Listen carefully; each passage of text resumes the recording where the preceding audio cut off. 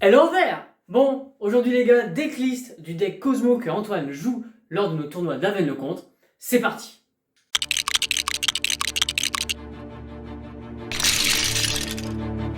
Bon, alors Cosmo, si vous connaissez pas, c'est donc un archétype qui a été pendant très longtemps une exclue TCG.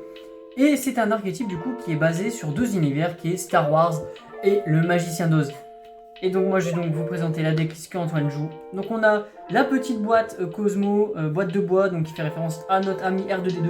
Alors je suis désolé, j'ai pas forcément les refs du Magicien d'Oz. Et du coup elle, en effet rapide, en fait tous les petits Cosmos de moins de niveau 5 et 6 et 5 ont l'effet en commun de se bannir depuis le terrain pour invoquer spé un monstre qui a un monstre Cosmo de la main qui a un niveau au-dessus d'eux. Donc lui il va pouvoir spé minimum 2, etc., etc.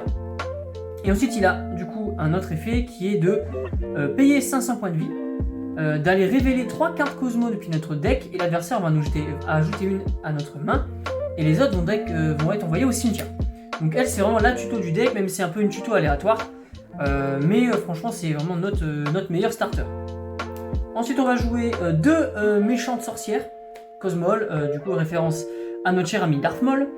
Elle, du coup, elle a le même effet, on va pouvoir la bannir pour spé un monstre du coup depuis le niveau 4, mais aussi on va pouvoir payer 1000 points de vie pour rendre un de nos monstres indestructible, il me semble.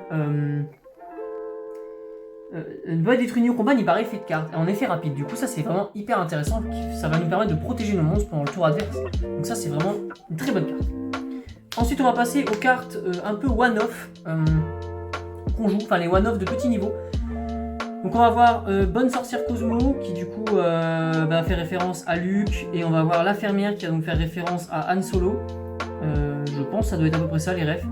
Et du coup elle, ça va être plutôt des cartes qui vont nous aider en go second, parce qu'elle va pouvoir faire Book of Moon en payant des points de vie. Donc ça c'est en payant 500 on fait Book of Moon sur un monstre. Et elle en fait quand elle va infliger des dégâts on va payer 500 et tuto un monstre Cosmo. Voilà. Et bon, bah, en Secret Gold, elles sont magnifiques. J'aime beaucoup cette rareté de Secret Gold de cette époque. Après, on va voir Singe Trooper, et Épouvantail Cosmo, donc C3PO et les Stormtroopers. Donc elle, en fait, va nous permettre de réinvoquer un monstre Cosmo du cimetière, et elle, du coup, de la zone bannie. Et tous les deux ont le même effet, du coup, que les petits Cosmos de se bannir afin d'aller tuto de spé un de la main d'un niveau au-dessus. Donc ça, c'est vraiment... ça c'est du coup pour les petits monstres. Ensuite dans les gros monstres on va jouer un glisseur Cosmo qui lui du coup quand il invoquait Normus P, on va pouvoir détruire une magie piège sur le terrain.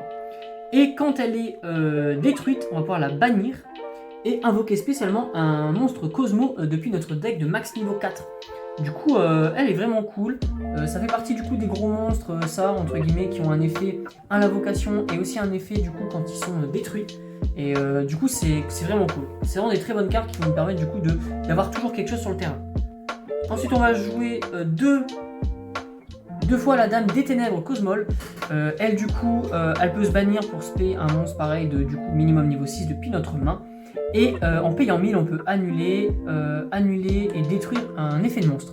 Donc elle est vraiment cool pour les T0, elle a quand même 2002. Donc c'est une bonne carte. Ensuite une des meilleures cartes du deck, le Cosmo Dark Destroyer. Donc lui il peut pas être ciblé par les effets. Donc ça c'est vraiment très fort, ça peut empêcher beaucoup de choses. Et aussi quand il est invoqué il peut détruire une carte sur le board, donc ça va très fort. Et quand elle est détruite on peut la bannir pour spé un Cosmo du coup de max niveau 7 depuis notre deck. Du coup c'est pareil, c'est une carte qui va être très forte parce que c'est un peu une sorte de tower qui en plus du coup va péter une carte, et en plus si elle est détruite va nous rapporter un nouveau monstre sur le terrain. Donc ça c'est vraiment cool. Dans le même principe on a du coup l'éclipse des ténèbres qui elle du coup va tout simplement annuler une piège en bannissant des Cosmos du cimetière, pas une fois par tour, donc c'est très fort. Et quand elle est détruite on peut tuto un monstre de max niveau 8, et elle aussi elle n'est pas ciblable, et je crois même je re-regarde, non ciblable par des effets de l'adversaire. Donc je pensais qu'elle n'était pas destructible, mais non. Mais du coup l'avantage c'est que avec la petite sorcière on va pouvoir du coup les rendre en plus indestructibles, ce qui est vraiment très fort. Une des cartes d'archétype qui est vraiment cool c'est donc la magie de terrain. Du coup on la joue 4 fois entre guillemets avec notre cher ami Terraformation. Donc Cosmoville, elle a plusieurs effets. Notamment déjà qu'une fois par tour, on va pouvoir cibler un monstre Cosmo banni. On va pouvoir le reprendre en main, mais on va perdre 100 points de vie pour chaque niveau. Du coup, c'est une carte qui va nous permettre toujours de récupérer nos bannis, d'avoir toujours des trucs en main.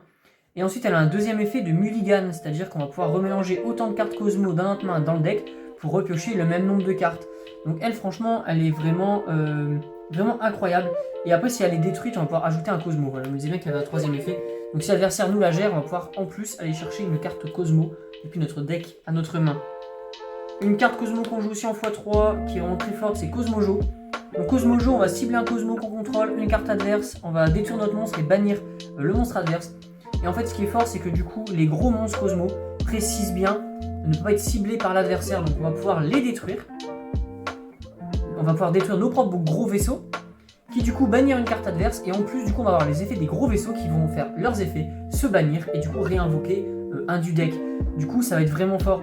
C'est vraiment hyper intéressant parce qu'admettons que vous terminez sur votre board avec lui, vous pouvez faire effet pour le bannir pendant le tour adverse, invoquer lui qui va péter une carte, plus Cosmojo qui va du coup détruire ça, bannir une carte, lui après il va se rebannir pour respect un monstre, et là par exemple vous pouvez spé glisseur pour gérer une magie piège, ou la dame pour negate, donc c'est vraiment ça du coup c'est une petite synergie dans le deck qui est vraiment cool, qui va toujours vous permettre en fait d'avoir une interruption et en même temps du CA, et ça c'est vraiment cool. Ensuite, on joue des psychiques, donc on va pas se priver de jouer téléporteur, donc ça c'est vraiment cool. Téléporteur, vraiment une très bonne carte. Ensuite du coup, on a fait le choix de jouer 3 pots de dualité parce qu'en fait on n'est pas forcément obligé de spé pendant notre tour. En fait on n'est pas obligé de spé nos gros monstres pendant notre tour, on peut juste attendre le tour adverse, du coup ça c'est vraiment très fort. Dans la même optique, on pourrait jouer pot d'extravagance, mais le problème de pot d'extravagance c'est que ça rentre en conflit avec pot de dualité, mais aussi également avec la magie de terrain. Donc on avait fait le choix du coup de ne pas jouer pot d'extra. Avant il y avait 3 pots de dualité, 3 pots d'extra, et pot de dualité pour le coup je la trouve un peu meilleure quand même, parce que même si on n'utilise pas forcément beaucoup notre extra deck, on a quand même des possibilités qui peuvent être intéressantes. Ensuite 3 sentences Dogmatica, on joue pas les dogmas mais on joue cette carte qui est vraiment trop bien dans le deck. Donc on va cibler un monstre adverse, envoyer un monstre depuis notre extra deck au cimetière avec une attaque égale ou supérieure, et on va détruire le monstre. Du coup ça c'est vraiment une très bonne carte, et je vous le donne en 1000, on joue Entes, je vous présenterai après, qui du coup, Entes quand on l'a envoyé au cimetière pète une carte, du coup techniquement cette carte on pète 2 cartes avec. C'est vraiment, franchement vraiment cool. Ensuite, du coup le deck joue un package d'entrap parce que mine de rien il est quand même assez faible. Donc voilà. Voilà le package d'entrap qu'on joue, donc 3 H, 3 Veiler, 3 Imperm. Je suis étonné d'ailleurs que j'ai pas mis de callback dedans. Why not? Mais voilà, on joue 9 entrap dans le deck, c'est pas mal. Sachant que en plus, j'ai pas précisé, mais du coup la personne qui joue le deck, c'est donc Antoine qui est débutant au jeu. Il joue vraiment très occasionnellement. Et c'est un deck qui pour le coup lui plaît. Le deck lui plaît et je comprends parce que c'est un deck qui a une très bonne mécanique. On a intégré des entraps, ce qu'il n'y avait pas forcément dans l'ancien deck qui jouait. Et ça le rend du coup beaucoup plus impactant, et franchement la liste tourne plutôt pas mal. On va passer à l'extra, mais l'extra il y a franchement très peu de cartes qu'on joue quand même. Mais la principale c'est Entes, envoyer au cimetière, pète une carte, du coup ça marche trop bien avec Sentence, c'est vraiment très fort. Après voilà, il y a des Dingirsu parce qu'on a des niveaux 8. On a Typhoon parce que Typhoon peut être hyper intéressant. Numéro 38 qu'on peut faire de temps en temps. Ensuite on peut avoir on va jouer des Almirage, des IP, des Dark en fonction des match-up. Je présente pas spécialement, c'est pas des cartes que si vous jouez le deck vous allez invoquer beaucoup. Mais voilà, des cartes assez génériques pour gérer le board, etc. Ça, la Géonatos, ça peut être intéressant pour du coup échanger un de nos monstres avec le monstre adverse, puis détruire le monstre qu'on a donné pour proc son effet, etc. Ça peut être intéressant. Trishbania pour les magies pièges, Charge Borel pour aider aux OTK, etc. Donc voilà, c'est un extra deck en fait. Le deck ne va pas très souvent l'utiliser, mais on a la possibilité de le faire.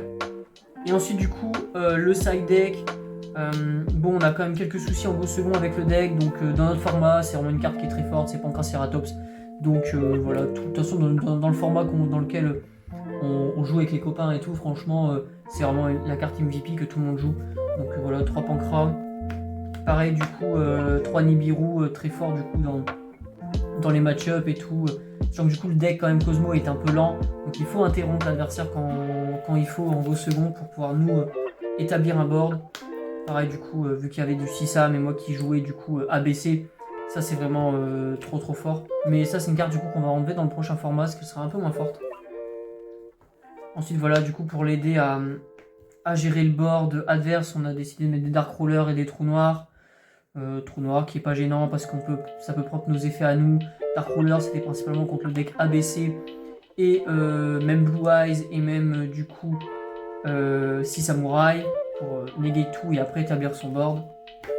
Et ensuite du coup les 3 dernières cartes c'était vraiment des cartes pour aider le Gophers, donc Hommage Torrentiel qui du coup est une bonne carte dans le deck parce que on va invoquer nos gros monstres et tout, et ça du coup le but c'est de le faire un peu en dernier recours parce que du coup on va détruire nos propres monstres, mais du coup on va avoir leurs effets qui vont du coup respect du deck. Et ça du coup pour le coup c'est hyper intéressant dans ce deck là.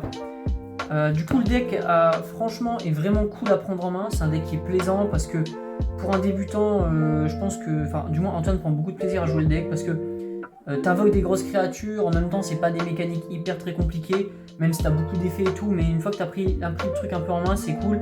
Et c'est un deck qui du coup est sympa aussi parce que c'est des fois, même très souvent, en fonction de tes choix que tu vas faire, quelle carte tu vas détruire, quelle carte tu vas spé, qui vont faire du coup que tu gagnes ou pas. Et ça du coup je pense que c'est un très bon point dans le jeu. Yu-Gi-Oh moderne, moi j'aime bien les decks qui font ça. C'est vrai que là j'avais joué un deck un peu Omni-Negate et tout la dernière fois, mais moi je préfère les decks où c'est toi qui choisis et c'est toi qui va faire gagner et pas ton deck qui va faire gagner. Et ce deck là franchement il rend tous ses points, en plus il est super stylé le deck, on joue du Star Wars, c'est trop bien, et vous savez que je kiffe Star Wars et franchement ce deck est vraiment cool. Et j'espère que cette vidéo vous aura plu, que ces petites vidéos où je présente des petits decks qui n'ont pas forcément gagné le tournoi d'Aven-le-Comte parce que mauvaise chance ou mal contrôlé par le joueur, ou voilà par exemple. J'espère que ça vous plaît, moi en tout cas ça me plaît beaucoup. C'est des petites vidéos où du coup je présente de nouveaux decks. Et moi du coup je vous dis à bientôt pour la prochaine édition d'Aven-le-Comte qui devrait pas tarder. Et voilà, donc je vous souhaite à tous de bons duels et à bientôt.